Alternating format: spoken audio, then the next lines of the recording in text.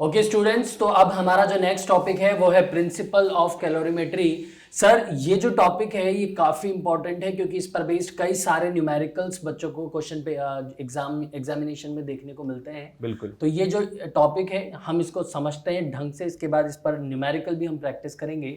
देखिए principle of calorimetry क्या कहता है, that according to the principle of calorimetry when two objects are kept in contact, जब दो ऑब्जेक्ट्स को एक दूसरे के कांटेक्ट में रखेंगे then heat will flow from higher temperature to lower temperature until temperature of both the bodies become equal।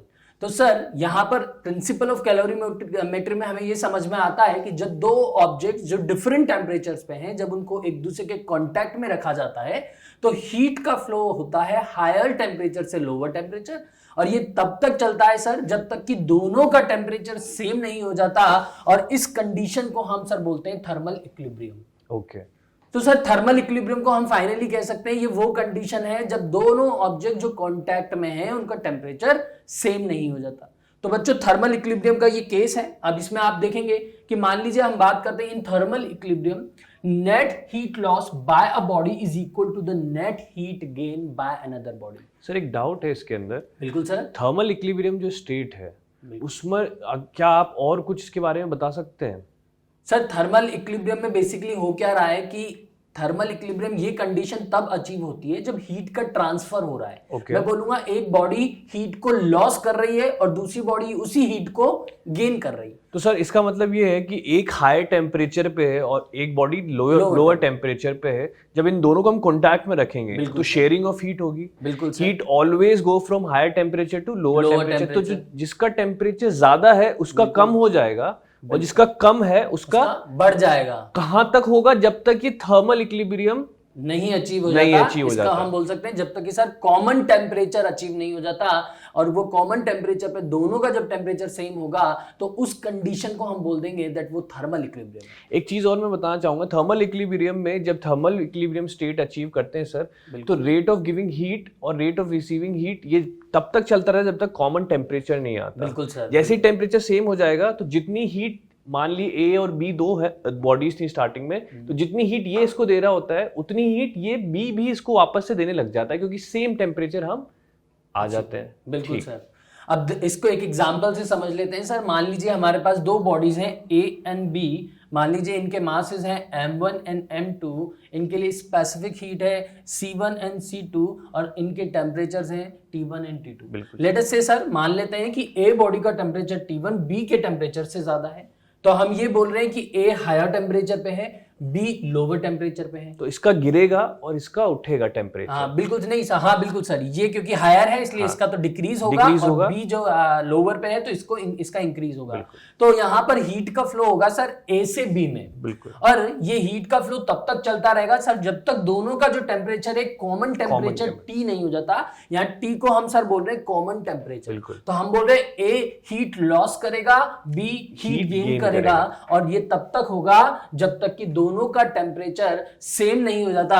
उस same temperature को सर हम कॉमन टेम्परेचर बोलते हैं और इसी स्टेट को हम थर्मल इक्विलिब्रियम बोलते हैं। यस सर, इसी स्टेट को हम थर्मल इक्विलिब्रियम भी बोलते हैं। तो सर इस कंडीशन में अगर हम थर्मल इक्विलिब्रियम जब अचीव करते हैं तो हम इस कॉमन टेम्परेचर का वैल्यू फाइंड आउट करते हैं। बिल्कुल। तो इसके लिए हम सर आगे बात करते हैं that the net heat loss by body A is equal to net heat gain by body B. Heat loss is equal to heat gain. अब सर क्योंकि हीट की बात हो रही है तो हमारे पास एक सिंपल फॉर्मूला होता है हीट का। आपने ये अपन ने स्टार्टिंग में पढ़ा था sir dq equal to mc dt। बिल्कुल sir. Where dt is the change in temperature. तो सर अगर बॉडी ए के लिए हीट लॉस हो रहा है तो मैं यहां बोलूंगा it is m1 c1 t1 minus t। अब सर यहाँ एक इंपॉर्टेंट पॉइंट हो रहा है कि क्योंकि t1 हायर टेम्परेचर है, t2 लोअर था, और जो कॉमन टेम्परेचर वो इनके बीच में है, तो यहाँ पर T1 T से बड़ा होगा। बिल्कुल बड़ा होगा। और क्योंकि मैं ऑलरेडी लॉस वर्ड यूज कर चुका हूं तो इसलिए मैं जो ये डिफरेंस है सर इसको हायर माइनस लोअर लूंगा। बिल्कुल। तो T1 क्योंकि T से बड़ा है इसलिए मैंने डिफरेंस लिया T1 माइनस T। तो इक्वेशन में इस बात का ध्यान रखना है कि यहाँ हम higher temperature minus lower temperature ही लिखेंगे। फर्दर आप देखें heat gain by body B जो होगा वो होगा N2C2 and again it is dt that is change in temperature. अब इस बार देखेंगे सर कि T is greater than T2। बिल्कुल। तो इसलिए इस बार जो मेरा डिफरेंस होगा वो होगा T माइनस T2। अब आप इस पूरी इक्वेशन को जब देखते हैं तो आपको इसमें एक वेरिएबल t नजर आ रहा है। अब अगर इस पूरी इक्वेशन को हम ओपन कर लें सर, तो ये इक्वेशन होगी m1c1t1 minus m1c1t equal to m2c2t minus m2c2t2। Sir इन दोनों इक्वेशन में जब t को एक तरफ ला करके t को कॉमन निकाला जाएगा तो हमारा जो फाइनल सॉल्यूशन आएगा। एक बहुत अच्छी बात बताई सर आपने यहाँ पे t1 minus T and t minus t2, इसमें काफी बच्चे जो है प्रॉब्लम उनको लगता है। हाँ सर, ये हमें इसमें इस पॉइंट पे स्पेशली ध्यान रखना है कि ये higher temperature minus lower temperature हमें रखना है। जितना मैं समझ पा रहा हूँ सर, डेल्टा टी हमेशा पॉजिटिव रहेगा। अगर नेगेटिव आता है तो आप समझ जाइए आपने कुछ गलती की है, क्योंकि जैसा कि सर ने बताया हायर माइनस लोअर होगा, तो ये वैल्यू हमेशा क्या आनी चाहिए? पॉजिटिव आनी चाहिए, तभी हम इक्वेट कर पाएंगे। और ऐसा इसलिए भी है सर क्योंकि हम ऑलरेडी ये वर्ड यूज कर चुके हैं सर, लॉस। अब हम पहले ही बोल रहे हैं कि लॉस है तो अपने आप समझ में आ रहा है कि इनिशियल ज्यादा है और फाइनल कम है। तो अगर हम लॉस निकालेंगे सर तो हमेशा इनिशियल माइनस फाइनल उस केस में करेंगे। ठीक है। अब अगर यहां पर हम इसमें से t को कॉमन निकालते हैं सर, तो हमारा जो फाइनल फॉर्मूला बनकर आता है वो आता है t is equal to m1c1t1 plus m2c2t2 and divided by m1c1 plus m2c2। तो बच्चे सर इस फॉर्मूले को भी यूज कर सकते हैं, और अगर ये फॉर्मूला नहीं याद रहता है तो कोई दिक्कत नहीं है, heat loss equal to heat gain दोनों कंडीशंस अप्लाई कर सकते हैं और इस तरह के क्वेश्चंस को वहां पर बच्चे सॉल्व कर सकते हैं। तो सर अब इस पर बेस कुछ न्यूमेरिकल्स किए जाएं जिससे कि बच्चों की इस पर प्रैक्टिस हो। बिल्कुल, एक क्वेश्चन ले लेते हैं इससे रिलेटेड। स्टार्टिंग में हमें दिया हुआ है दो ऑब्जेक्ट्स हैं A एंड B, आप देख सकते हैं दोनों का मास सर M और M है। ठीक है। एक का C है, एक का 2C है स्पेसिफिक हीट। ठीक है। एक 2T टेम्परेचर पे है एंड एक T/2 टेम्परेचर पे है। तो ऑब्वियसली 2T जो टेम्परेचर है वो ज्यादा है, बिल्कुल सर, और T/2 जो है वो कम है। अगर हम इन दोनों को कॉन्टैक्ट में रखेंगे तो A जो देगा हीट ट्रांसफर करेगा B की साइड में, क्योंकि हमेशा हायर टेम्परेचर पे जो बॉडी होती है वो हीट देती है लोअर टेम्परेचर वाले को जो कि T/2 का है। बिल्कुल सर। और ये दोनों जब इक्विलिब्रियम स्टेट में होंगे तो एक common temperature let's say T पे आ जाएंगे। बिल्कुल सर, इसको आप चाहें तो T डैश लेंगे, कंफ्यूजन ना हो, T और T/2 हमने लिया हुआ इस वजह से। तो हमें फाइंड आउट करना है सर इसमें कॉमन टेम्परेचर। तो इसके अंदर भी हम वही फिनोमेना लगाएंगे, heat loss equals to heat gain. जितनी हीट इसने दी होगी उतनी ही ये रिसीव करेगा। आइडियल कंडीशन में हम ये एक्सपेरिमेंट कर रहे हैं, रियल कंडीशन में हो सकता है कि डिसिपेट हो जाए एनवायरमेंट के अंदर, बट हम यहाँ पर बिल्कुल आइडियल कंडीशन लेंगे। जितनी ये हीट लूज करेगा उतनी ये हीट गेन करेगा। तो सर ने जैसा फॉर्मूला हमें बताया था हम डायरेक्टली इस पे आ सकते हैं, m1c1t1 minus t equals to m2c2t minus t2। ये आप देख सकते हैं t1 माइनस t क्यों किया है, क्योंकि t1 हायर है t से, क्योंकि a का जो होगा वो कम होगा, b का जो होगा रेज करेगा तो फाइनल टेम्परेचर होगा वो t2 से ज्यादा होगा। Now we can put the values mc2t minus t dash हमारा क्या है, जो टेम्परेचर फाइनल कॉमन टेम्परेचर होगा, m into 2c t dash minus T/2।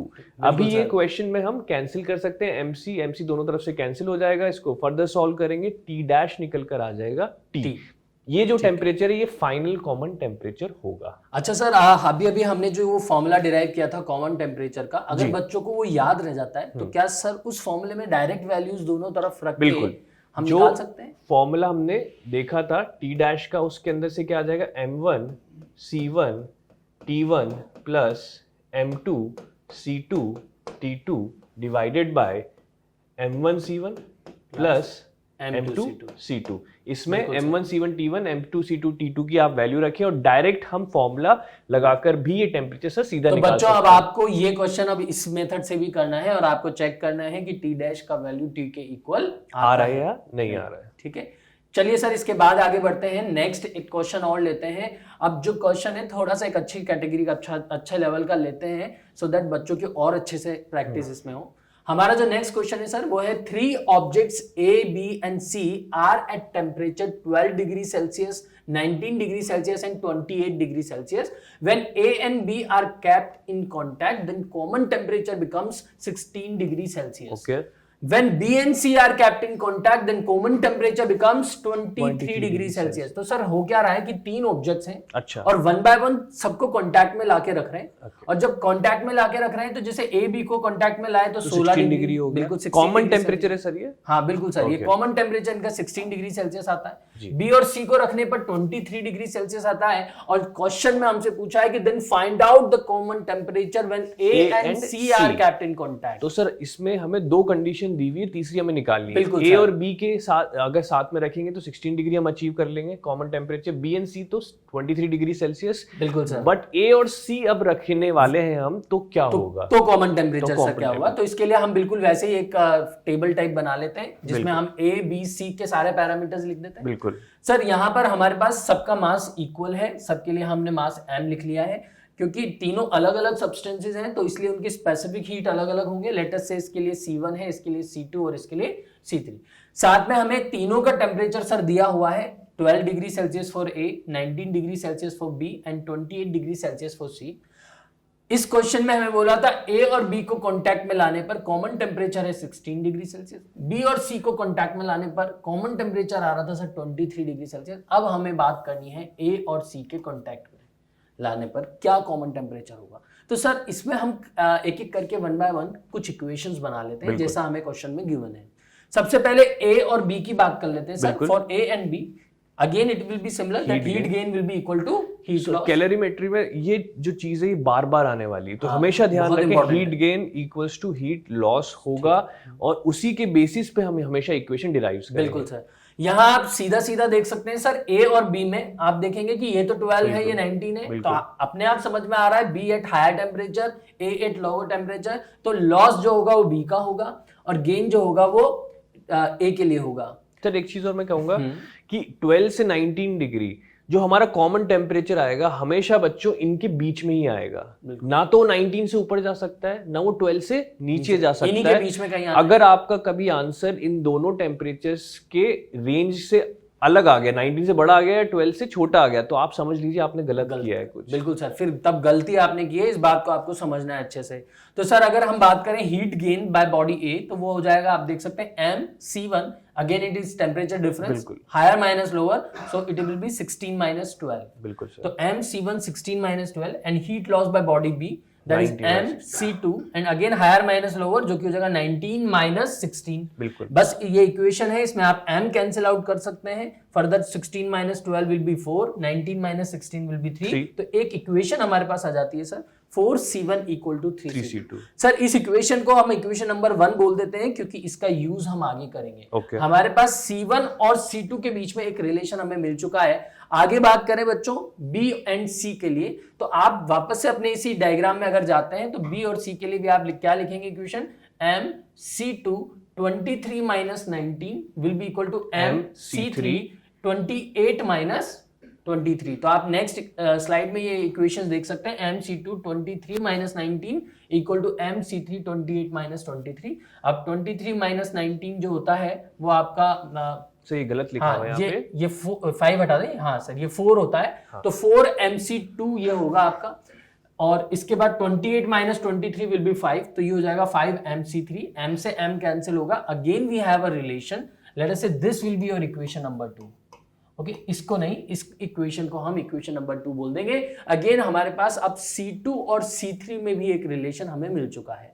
तो अगर हम फिर अब फाइनली बात करें, वापस इस डायग्राम पर आते हैं, अब लास्ट में हमें सर A और C में ये इक्वेशन बनानी है और उसका कॉमन टेम्परेचर सर हमें निकालना है, जिसका टेम्परेचर हमें नहीं पता। लेकिन एक बात क्लियर है, ये 12 डिग्री सेल्सियस है, ये 28 डिग्री सेल्सियस है, तो इनके बीच में ही वो कॉमन टेम्परेचर आएगा। ये हायर टेम्परेचर है, ये लोअर टेम्परेचर है, ये हीट को लॉस करेगा, ये हीट को गेन करेगा। तो इसके A एंड C के लिए अगर हम इस इक्वेशन को बनाते हैं सर, तो हम लिख सकते हैं A के लिए तो हम लिखेंगे mc1 T minus 12, but T को हमने कॉमन टेम्परेचर मान लिया है, और C के लिए ये होगा mc3 28 माइनस T। बिल्कुल, इस इक्वेशन में अगेन m को कैंसिल आउट करते हैं तो बचता है c1 T minus 12 equal to c3 28 minus T।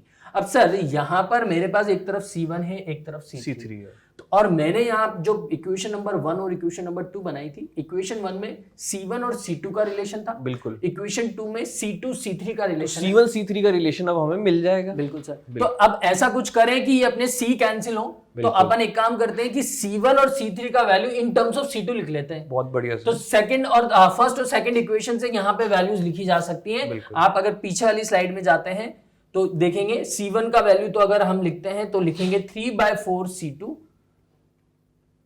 तो यहां पर आपका हो जाएगा 3/4 C2, और यहां से अगर आप C3 का वैल्यू डालते हैं तो हो जाएगा 4/5 C2। बिल्कुल सर। ऐसे में सर आपका ये C2 और C2 भी कैंसिल हो जाएगा।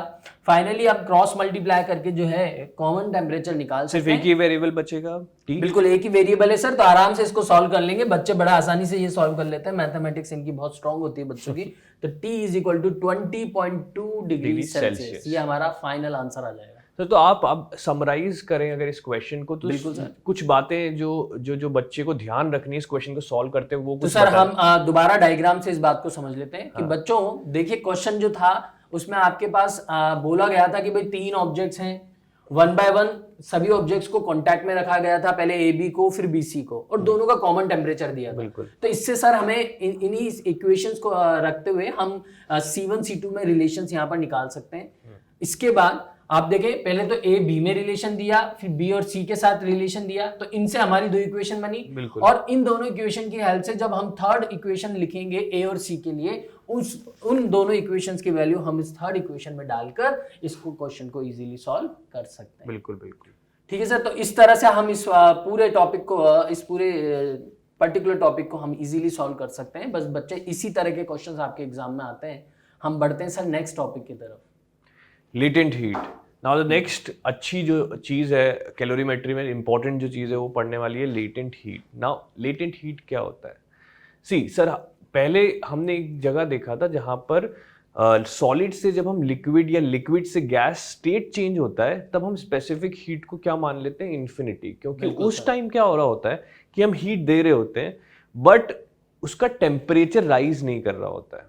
कुछ टाइम के लिए हम देख रहे होते हैं, अगर हमारे पास -20 डिग्री पे आइस है उसको हम 0 तक ले जाएंगे, कांस्टेंट हीट हम दे रहे हैं तो कॉन्स्टेंटली उसका टेम्परेचर बढ़ता रहता है। बट 0 डिग्री सेल्सियस पे हमें आइस भी मिलती है और वाटर भी मिलता है। तो 0 डिग्री आइस से 0 डिग्री वाटर तक जब हम जाते हैं तो हम देखते हैं कि हम कॉन्स्टेंटली हीट दे रहे हैं बट उसके टेम्परेचर में चेंज ही नहीं आ रहा है। तो उस टाइम जो हीट हम दे रहे होते हैं उसको बेसिकली हम लेटेंट हीट कहते हैं। इसको एक बार और डेफिनेशन की मदद से समझेंगे। The amount of heat required to change the phase of mass m is directly proportional to m। Phase of mass m मतलब मास, हमारे पास पहले सॉलिड था आइस, हम सबसे अच्छा एग्जांपल ले सकते हैं, फिर सर वाटर लिक्विड जो हो जाएगा। बिल्कुल सर। तो उसका फेज चेंज हो रहा है या फिर स्टेट चेंज हो रही है सॉलिड से लिक्विड, तो उसको स्टेट चेंज कराने के लिए जो हीट उस टाइम पे चाहिए होगी उसको हम लेटेंट हीट कहते हैं उसको। और वो डायरेक्टली प्रोपोर्शनल किसकी होती है? मास। ज्यादा मास है, ज्यादा आइस है, ज्यादा हीट लगेगी। बहुत ही सिंपल है ये लॉजिक। बिल्कुल sir. dq is proportional to m। तो हमेशा जब भी साइन ऑफ प्रोपोर्शनैलिटी हम हटाते हैं तो एक कांस्टेंट इंट्रोड्यूस करते हैं, यहाँ पर हम करते हैं L, वो लेटेंट हीट का कांस्टेंट होता है। तो dq is equals to directly हम कहते हैं mL। L is equals to latent heat. अगर मास जो है वो हम यूनिट मास ले लें तो m इक्वल्स टू 1 हो जाएगा और उस टाइम पे dq इक्वल्स टू L आ जाएगा। तो सर इसमें एक छोटा सा पॉइंट मैं बोलूंगा, जैसे सर ने बोला if m = 1 then dq will be L। इसका मैं ये बोल सकता हूं कि लेटेंट हीट वो हीट एनर्जी है बिल्कुल जो कि एक यूनिट मास के सब्सटेंस को अपने फेज कन्वर्जन के लिए चाहिए होती है, या स्टेट चेंज भी, स्टेट चेंज के लिए चाहिए होती है। बिल्कुल सही। तो इसको हम अगर और डिफाइन करें तो the amount of heat required to change the phase of unit mass is known as latent heat. For example कोई XYZ हमारे पास एलिमेंट है, सॉलिड में था, उसको मान लो हमने 4 kilo joule energy, heat energy देनी पड़ रही है उसका सॉलिड टू लिक्विड कन्वर्जन कराने के लिए। तो ये इसकी क्या हो जाएगी? हाँ, अगर ये इस सब्सटेंस के यूनिट मास पे हम बात कर रहे हैं कि इतना एनर्जी हमें सप्लाई करना यूनिट पड़ रहा मास पे है उसके कंप्लीट फेज कन्वर्जन के लिए, तो 4 किलो जूल उसकी लेटेंट हीट हो जाएगी। सिंपल। तो आगे बढ़ते हैं। यूनिट इसकी क्या हो जाती है आप देख सकते हैं, dq इक्वल्स टू ml। तो ये हो जाएगी L is equals to dq by m। dq क्या है? हीट है। m क्या है? मास है। तो यहाँ पर ऐसा यूनिट आ जाती है जूल पर केजी, या फिर प्रैक्टिकल यूनिट हम जूल एनर्जी है तो इसको कैलोरी में लिख लेंगे और इसको ग्राम में लिख लेंगे, कैलोरी पर ग्राम।